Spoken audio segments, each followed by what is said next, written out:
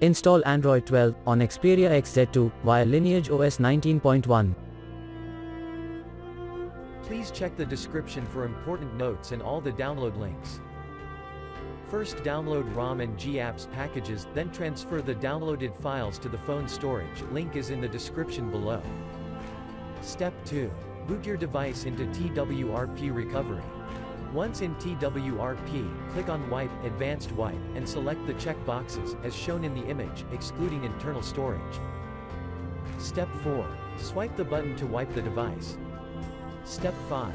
Go back to the recovery main screen, and tap on the Install button. Step 6. Navigate to the storage, and select the ROM zip file.